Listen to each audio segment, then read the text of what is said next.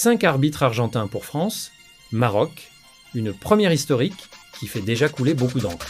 À quelques heures du très attendu quart de finale entre la France et le Maroc, la FIFA a pris une décision qui enflamme déjà les débats.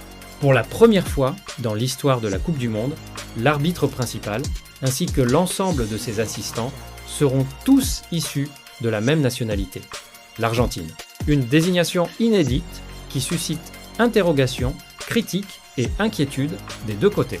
Au centre de cette polémique se trouve Facundo Tello, arbitre expérimenté de la FIFA, accompagné de 4 compatriotes argentins pour diriger cette affiche explosive. Ce choix intervient dans un contexte particulier, marqué par la rivalité sportive très forte entre la France et l'Argentine depuis la finale du Mondial 2022, mais aussi après le 8e de finale Argentine-Égypte, arbitré par une équipe française.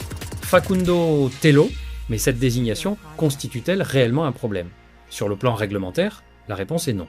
Aucun texte de la FIFA n'interdit qu'une équipe arbitrale complète provienne du même pays, à condition que cette nation ne soit pas concernée par le match. Juridiquement, la décision est donc parfaitement conforme aux règles. Reste que l'aspect psychologique est bien réel.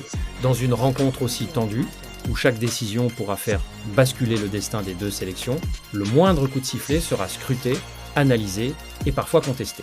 Les supporters français comme marocains espèrent avant tout un arbitrage irréprochable, qui ne laissera aucune place à la controverse. Du côté des Bleus, le message est clair. Pas question de chercher des excuses avant le coup d'envoi.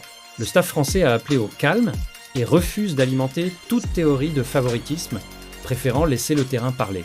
Une chose est certaine, entre l'enjeu sportif immense et cette désignation historique, France-Maroc s'annonce déjà comme l'un des quarts de finale les plus scrutés de cette Coupe du Monde. Désormais, tous les regards seront tournés vers les joueurs, mais aussi vers les hommes en noir. N'oubliez pas de liker cette vidéo et de vous abonner à la chaîne pour ne rien manquer de toute l'actualité sportive. Activez également la cloche de notification afin d'être les premiers informés de nos prochaines vidéos.